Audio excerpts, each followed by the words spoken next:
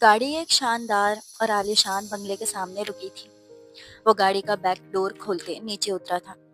उम्र 27 साल, 6 फीट से निकलता कद, डार्क ब्राउन बाल जो कुछ माथे पर थे और कुछ सर पर बिखरे थे। इसने उंगलियां चलाते बालों को सही किया था। चौड़ी पेशानी, सफेद दमकती रंगत, चॉकलेटी ब्राउन आंखें, क्लीन शेव चेहरा, कुसुरती वजूद जिस पर वो इस वक्त ब्लैक कलर का 3 पीस सूट पहने हुए था।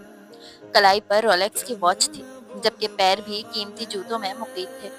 वो अच्छा खासा हैंडसम और पुरकशिश दिखाई दे रहा था और देखने से ही अमीर कबीर मालूम हो रहा था।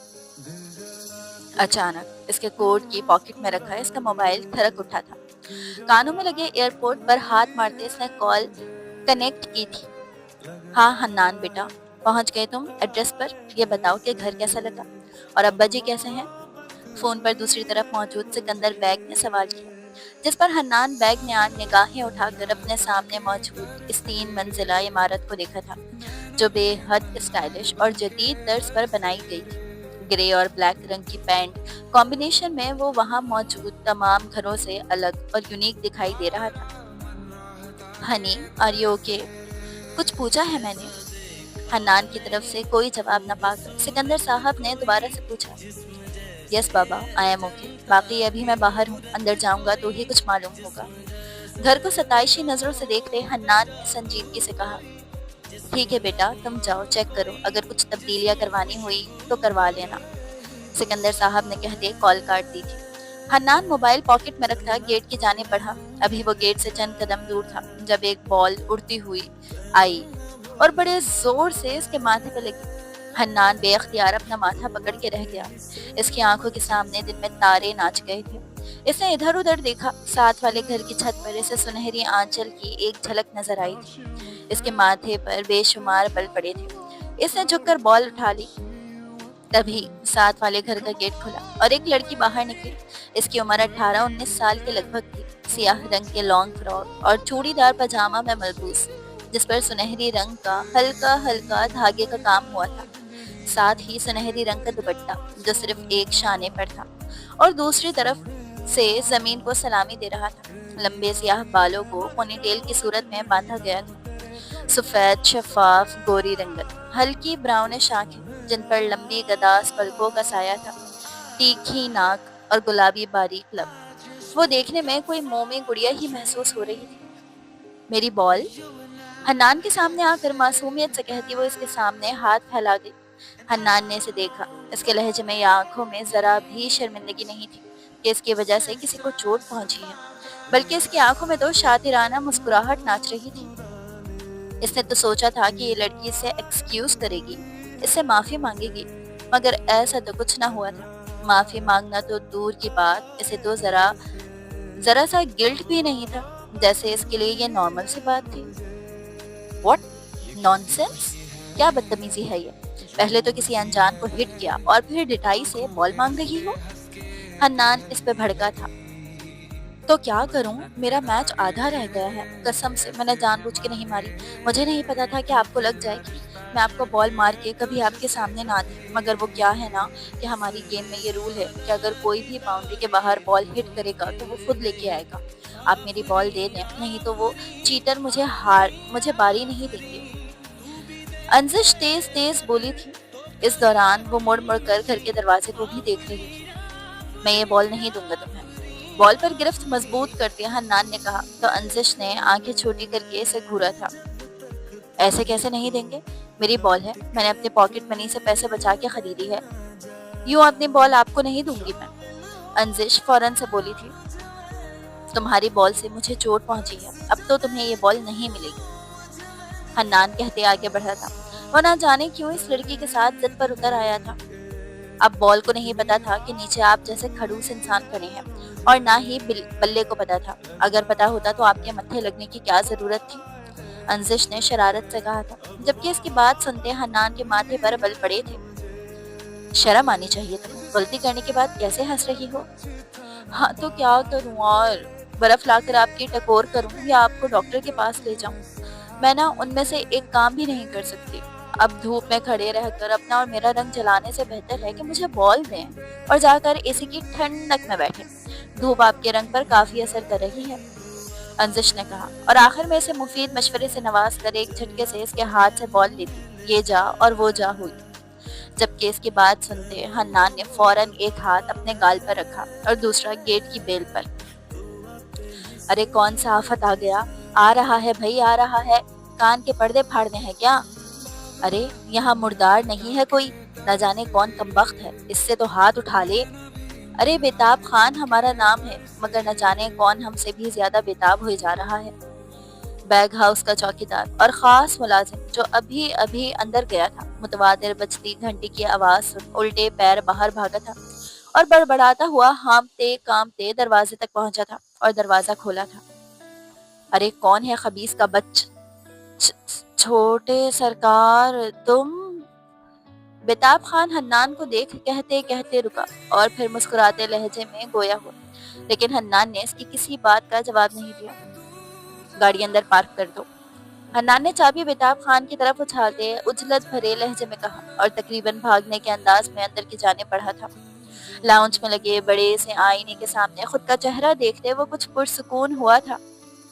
وہ اپنی اسکن کے بارے میں بے حد کانشیس تھا. اتنی کیئر شاید ہی لڑکیاں کرتی ہوں جتنی وہ اپنی اسکن کی کرتا تھا. اس کے بیگ میں 70% چیزیں کاسمیٹک کی ہوتی تھی اور تمام چیزیں امپورٹڈ ہوتی.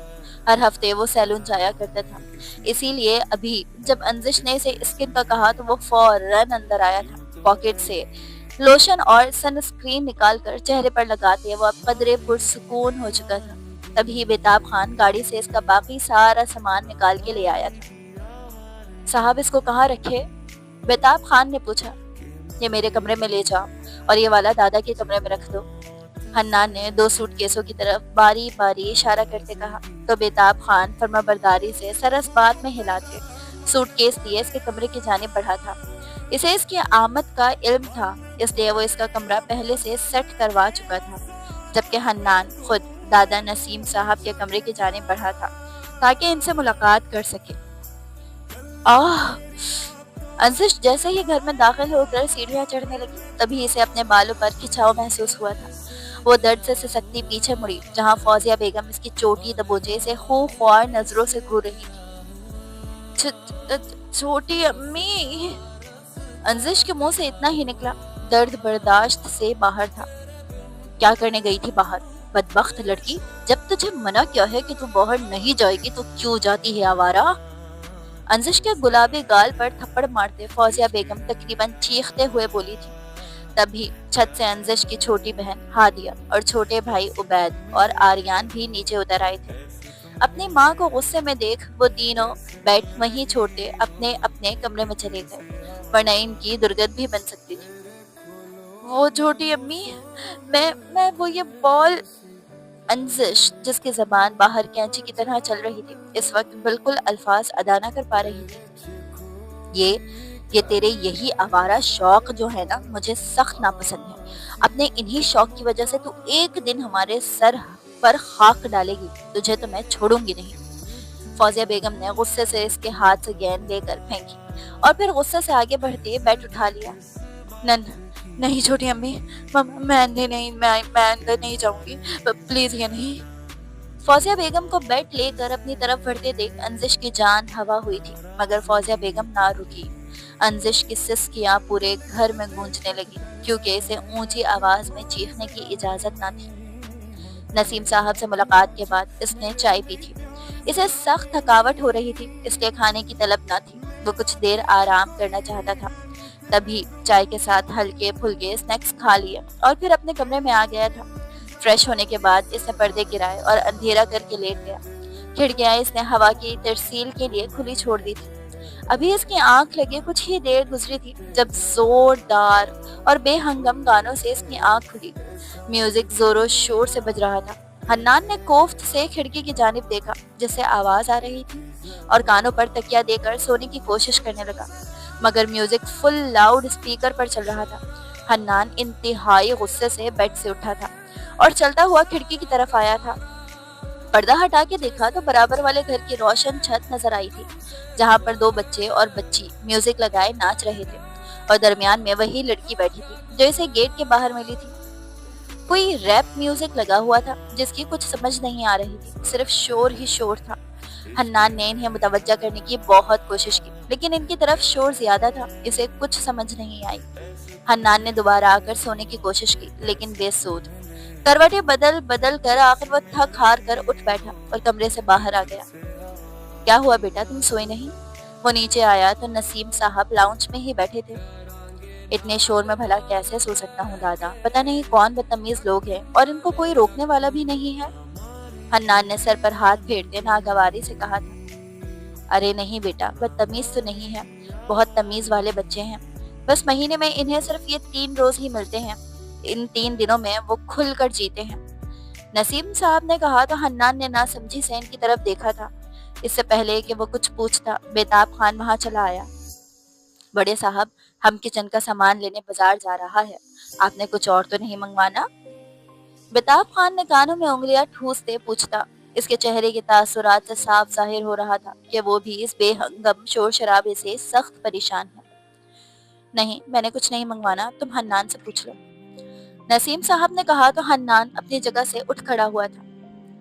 चलो बेताब खान, मैं तुम्हारे साथ ही चलता हूँ। चलो, कुछ देर तो कानों को सुकून मिलेगा। हन्नान कहते बाहर की तरफ बढ़ा तो बेताब खान ने भी इसकी तकलीफ की थी। तुम रोको साहब, हम अभी आता है। गेट से बाहर निकलते बेताब खान ने कहा और साथ वाले गेट की जानिब बढ़ा और घंटी बजाई। हन्नान भी इसके पीछे चला आया था। यहाँ क्या कर रहे हो बेताब खान? क्या तुम इस घर में रहने वालों को जानती हो? बेताब खान के करीब आते हन्नान ने सवाल किया। जी साहब, बेताब खान ने इतना ही कहा।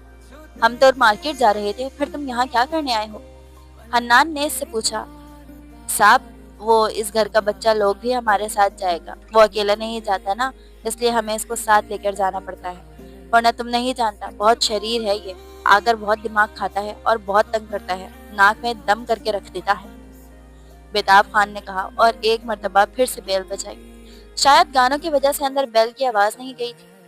वो हमारे साथ क्यों जाएंगे?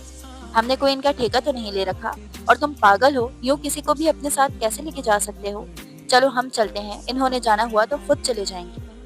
हन्ना ने बेताब खान से कहा था और इसका बाजू पकड़ा था ताकि इसे यहाँ से ले जा सके, मगर बेताब खान ने इल्तिजाइया नजरों से इसकी जानिब देखा था।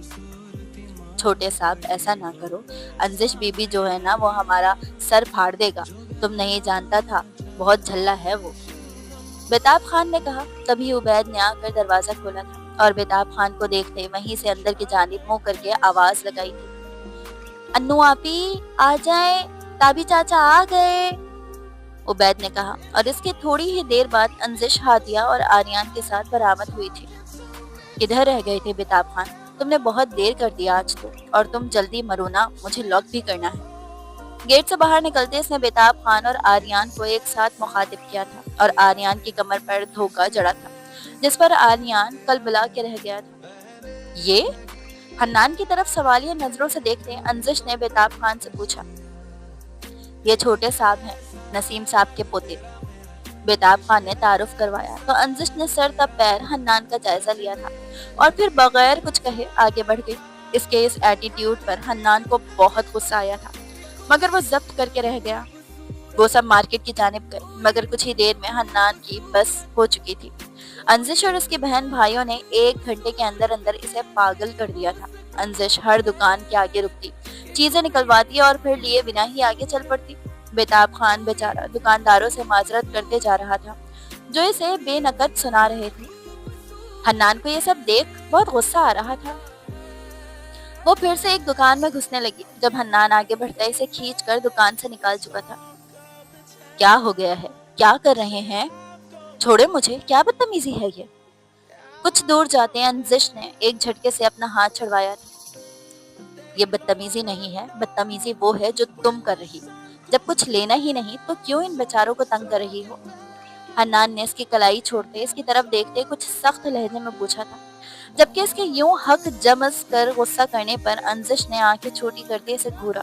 اس کے ماتھے پر بل پڑے تھے، جیسے اسے حنان کا یوں حق جمانا اور اس کی یوں مداخلت بالکل پسند نہ آئی تھی۔ آپ کو کیا مسئلہ ہے؟ میں جو مرضی کروں، کچھ لوں نہ لوں، یہ میرا ایشو ہے۔ کوئی کوئی تنگ ہو رہا ہے تو اس کی فکر آپ کو کیوں ہے؟ آپ ان کے گارڈین ہیں کیا؟ انزش نے غصے سے حنان سے کہا تھا اور اس کا جواب سنے بغیر ہی آگے بڑھنے لگی تھی جب حنان پھر سے اس کے سامنے آیا۔ میں کسی کا گارڈین نہیں لگا، مگر تمہاری حرکتیں ٹھیک نہیں ہیں۔ تم نے اگر یہی سب کرنا تھا تو ہمارے ساتھ کیوں آئی؟ تمہاری وجہ سے سب بیتاب خان کو ڈانٹ رہے، اسے برا بھلا کہہ رہے۔ حنان نے نرم لہجے میں کہتے اسے سمجھانا چاہا تھا۔ اس نے سوچا تھا کہ شاید وہ یوں سمجھ جائے گی، مگر وہ اس سے ناواقف تھا۔ وہ انزش تھی، انزش۔ اسے سمجھانا بھینس کے آگے بین بجانے کے مترادف تھا۔ کرنا اس نے وہی تھا جو اس کا دل کرتا۔ ابھی بھی اس نے وہی کیا تھا۔ اس نے حنان کی کسی بھی بات کو سمجھنے کی ضرورت ہی محسوس نہیں کی اور ایک کان سے سن کر دوسرے کان سے نکال دی۔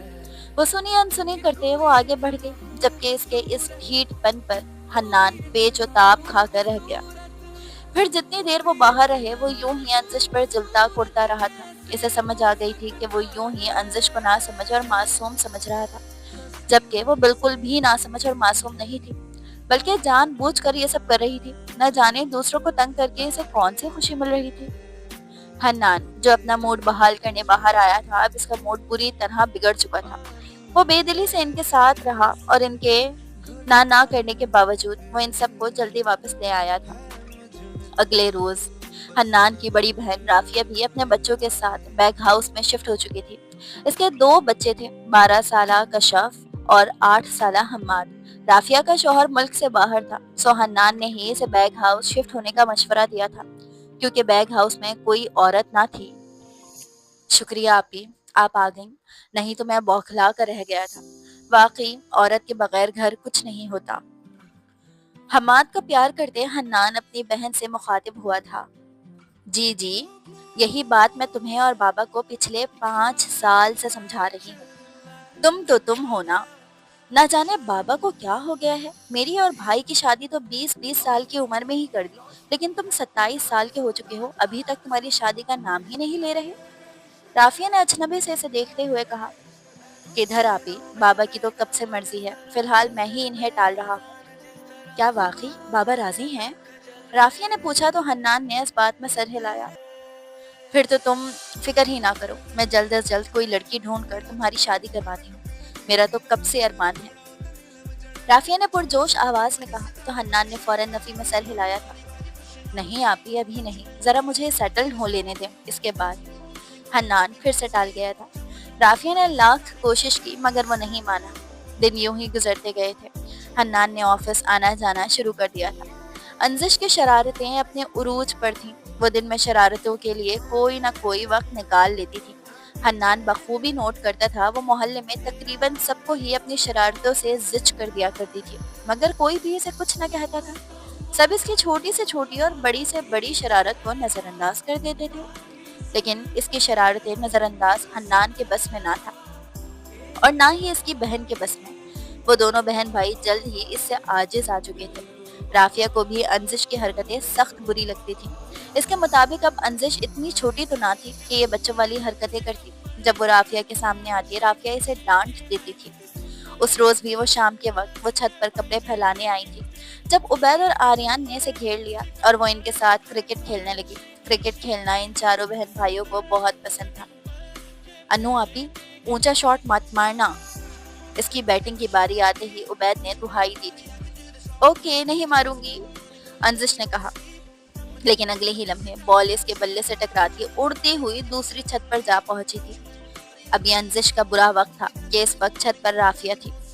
وہ کینوس پر کوئی پینٹنگ بنا رہی تھی جب بال آ کر کینوس پر لگی اور پھر بیڑا غرق ہو گیا۔ رافیہ نے دکھ سے اپنی پینٹنگ کی جانب دیکھا جو آخری مراحل میں تھی، اور پھر غصے سے وہ بال ہاتھ میں لیتے فوراً منڈیر کی جانب آئی تھی۔ اپنی محنت ضائع ہو جانے پر اسے بہت افسوس ہو رہا تھا۔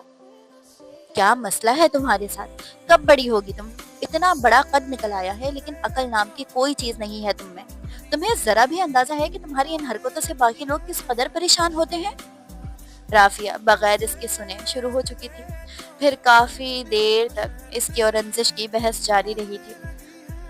आखिर राफिया को ही हार मानते नीचे जाना पड़ा था, क्योंकि अंजिश तो बकौल इसके ढीठ थी और इसने जिम के ढिठाई दिखाई थी। रात में राफिया ने इंतहाई नागवारी से अंजिश की ढिठाई का किस्सा हन्नान को भी सुनाया था, जिसे सुनकर हन्नान लब भींच कर रह गया था। इसने इसके बारे में दुरुस्त अंदाजा लगाया था। ये लड़की दूसरों को परेशान करके खुश होती थी, लेकिन वो इसे यूं नहीं छोड़ना चाहता था। इसीलिए वो अगले रोज बेताब खान के पास मौजूद था। बेताब खान, जरा मेरी बात सुनो। इसे मुखातिब किया तो वो फौरन से इसके पास पहुंचा था। तुम इन लोगों को कब से जानती हो? हन्नान ने पूछा। ज्यादा वक्त तो नहीं हुआ साहब, यही कोई एक साल सवा साल है, बेताब खान ने जवाब दिया तो हन्नान ने समझने वाले अंदाज में सर हिलाया था। अच्छा बेताब खान, ये बताओ कि इसके घर में कोई बड़ा नहीं है क्या? मेरा मतलब कोई माँ बाप या कोई और, क्योंकि मैंने इन चारों के अलावा किसी को नहीं देखा। हन्नान ने फिर से सवाल किया था। क्यों नहीं है साहब, बड़ा है ना, इनका माँ भी है और बाप भी।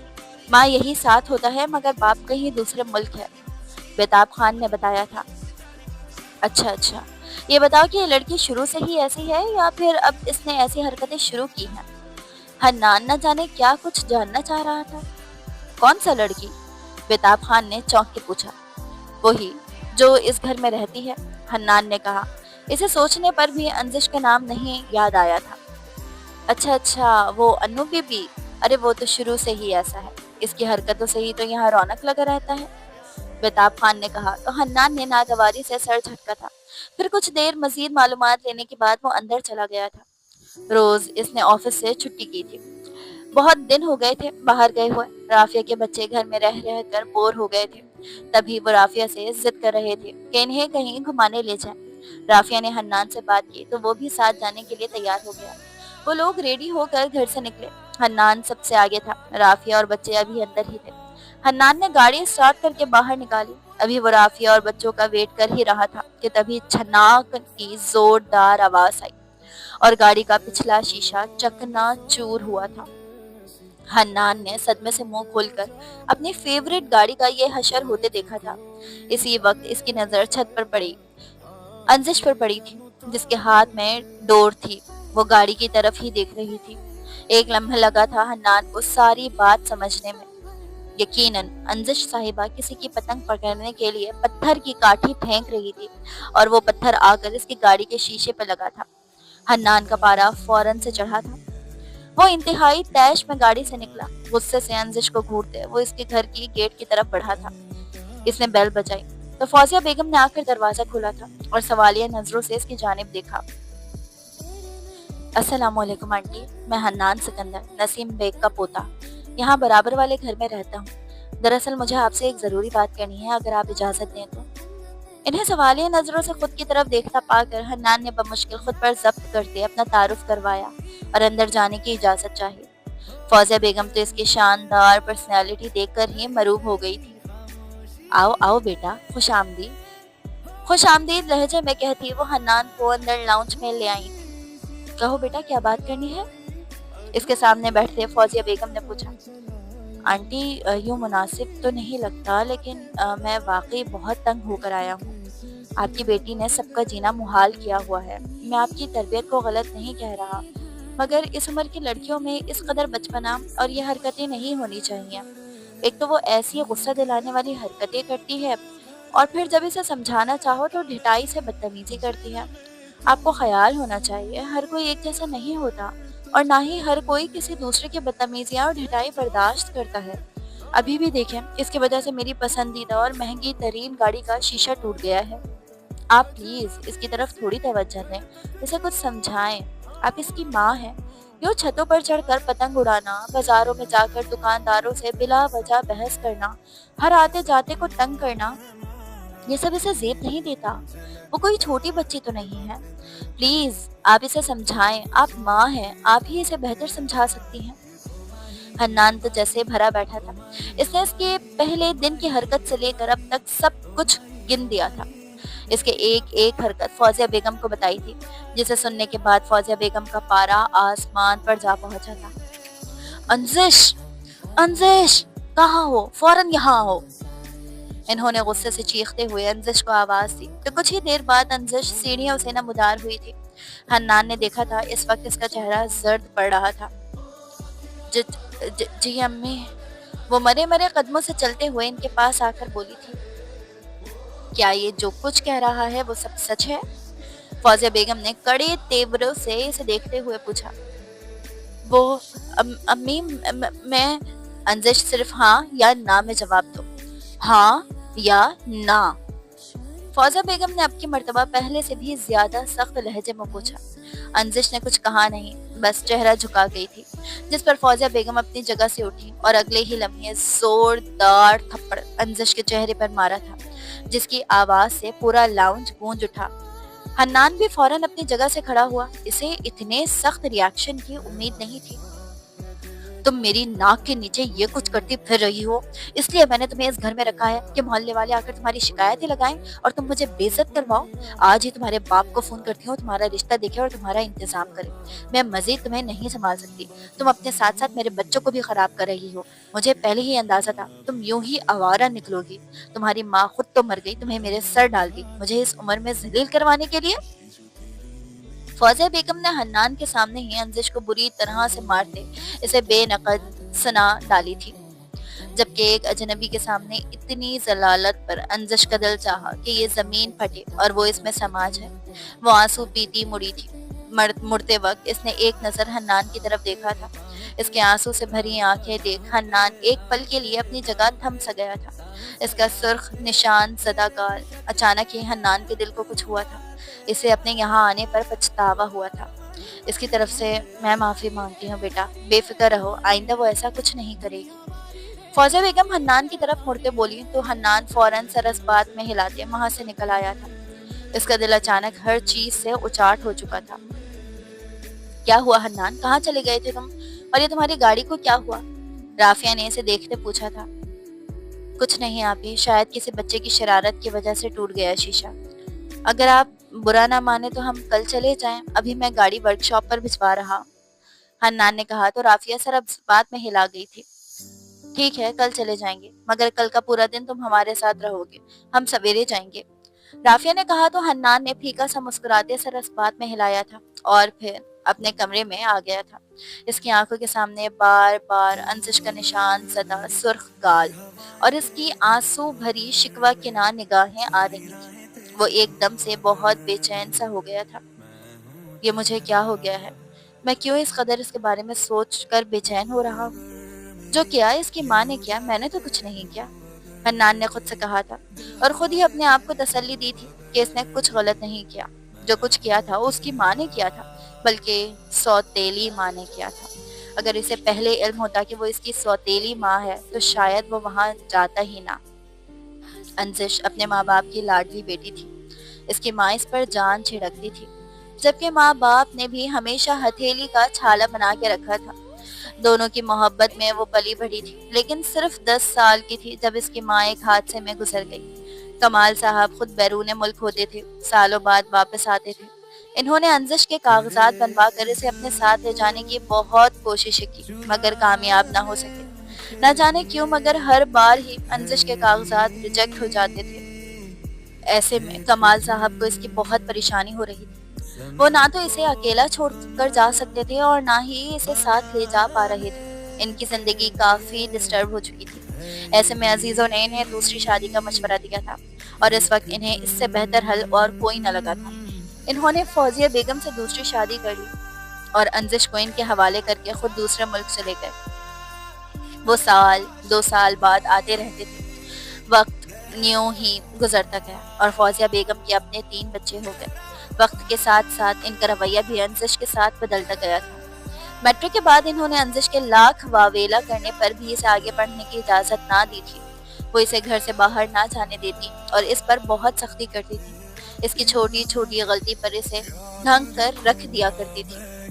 انزش وقت سے پہلے سمجھدار ہو چکی تھی، مگر فوزیہ بیگم کے دیے گئے زخم اور ان کی کڑوی کسیلی باتیں برداشت کرنے کے لیے وہ ہمیشہ سے خود کو لاپرواہ ظاہر کرتی تھی اور ہمیشہ ہی کچھ نہ کچھ الٹی سیدھی حرکتیں کرتی رہتی تھی، جس سے یہ لگتا کہ وہ امیچیور اور لاپرواہ ہے، اس کے اندر بچپنا ہے، مگر وہ یہ سب کچھ صرف اور صرف اپنی سوتیلی ماں کی زبان سے نکلے گئے زہر بھرے نشتروں کو بھلانے کے لیے کرتی تھی۔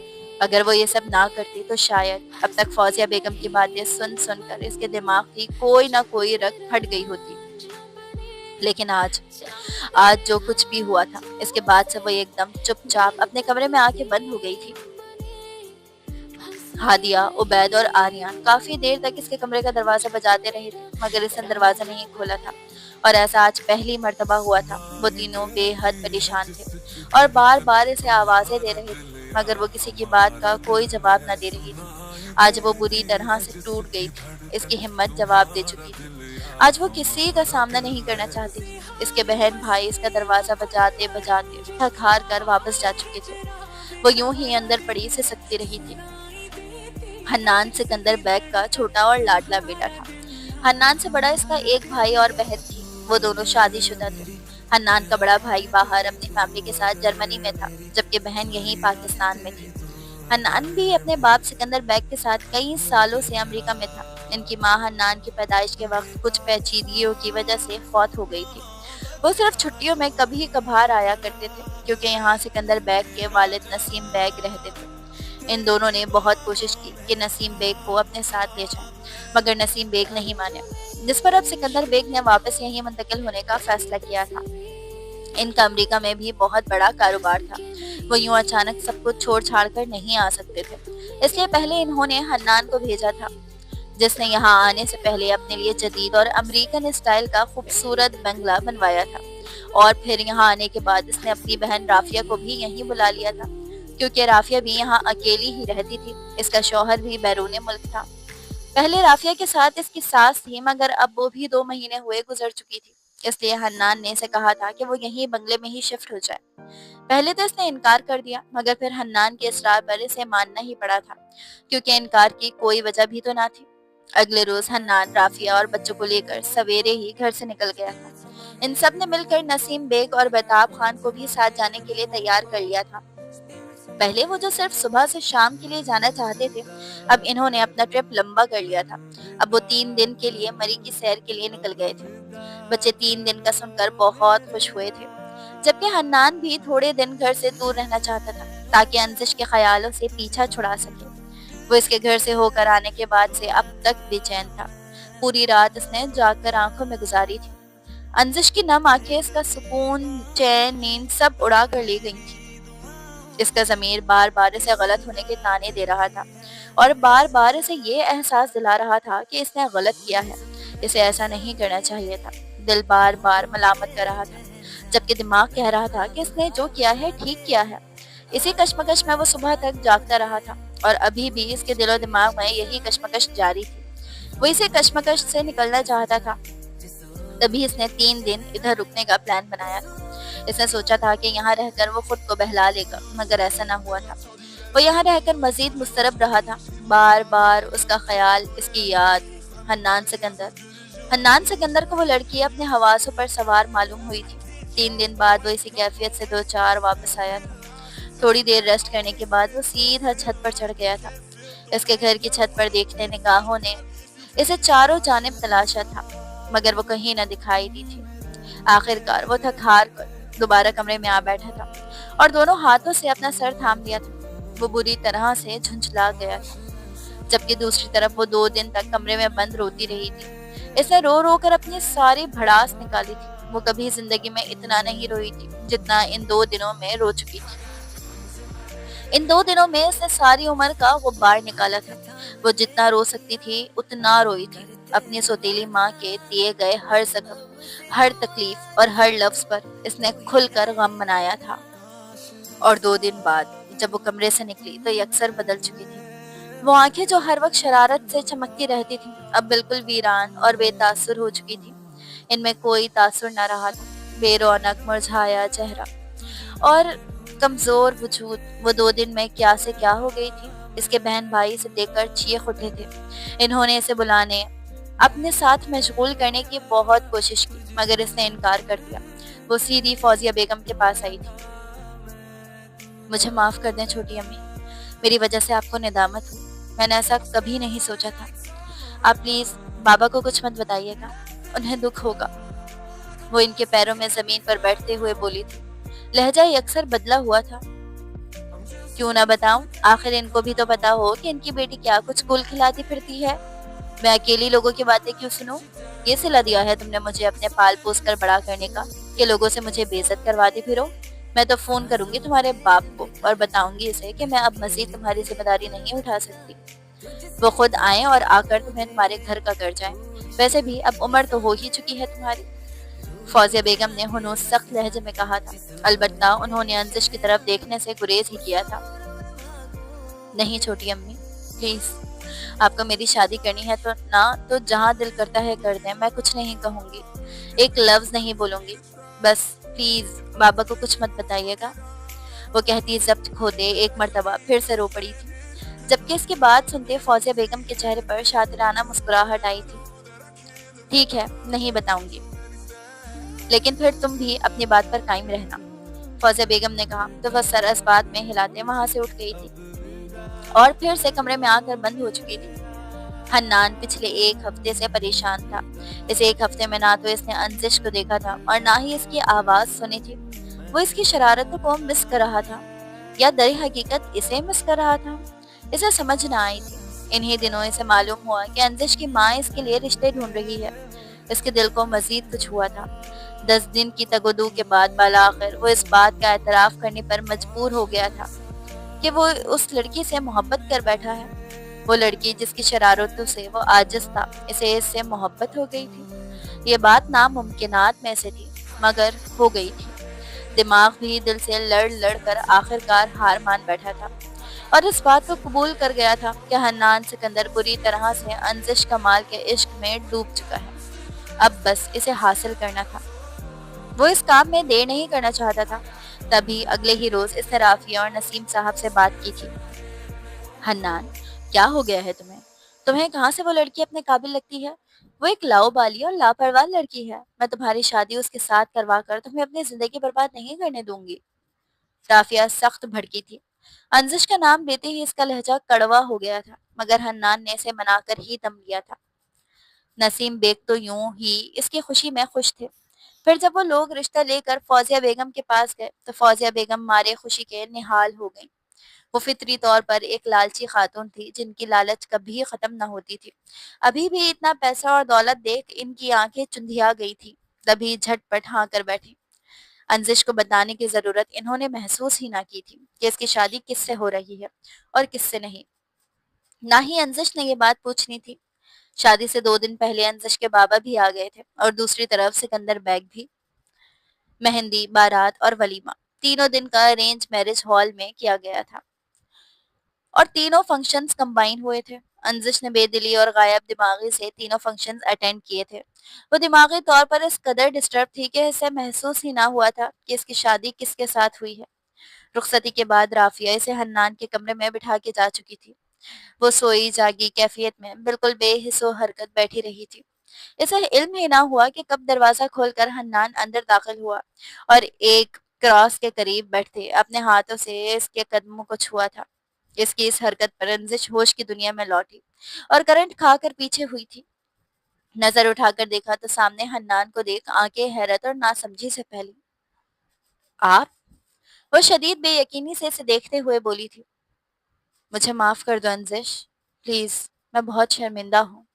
میں جانتا ہوں میں نے غلط کیا، میری وجہ سے تمہاری جو تذلیل ہوئی ہے وہ واپس تو نہیں آ سکتی، لیکن اگر تم مجھے معاف کر دو گی تو ہو سکتا ہے مجھے سکون مل جائے۔ تم یقین جانو انو، جب سے تمہارے چہرے کی مسکراہٹ چھینی ہے تب سے بہت بے چین ہوں میں، مجھے کسی طور قرار نہیں آ رہا۔ میں نے اپنا دل ادھر ادھر لگانے کی بہت کوشش کی ہے لیکن میرا دل کہیں بھی نہیں لگ رہا۔ میں نے تمہارا دل دکھایا ہے نا، شاید مجھے اسی کی سزا مل رہی ہے۔ پلیز مجھے معاف کر دو، پلیز انزش، پلیز، شرمندگی بھرے لہجے میں کہتے وہ اس کے سامنے ہاتھ جوڑ گیا تھا۔ انزش تو ساکت رہ گئی تھی۔ اس نے کبھی نہیں سوچا تھا کہ حنان جیسا شخص اسے یوں بھی مل سکتا ہے یا وہ حنان کو کبھی یوں اس حالت میں دیکھے گی۔ وہ یک تک بس حنان کو ہی دیکھے جا رہی تھی۔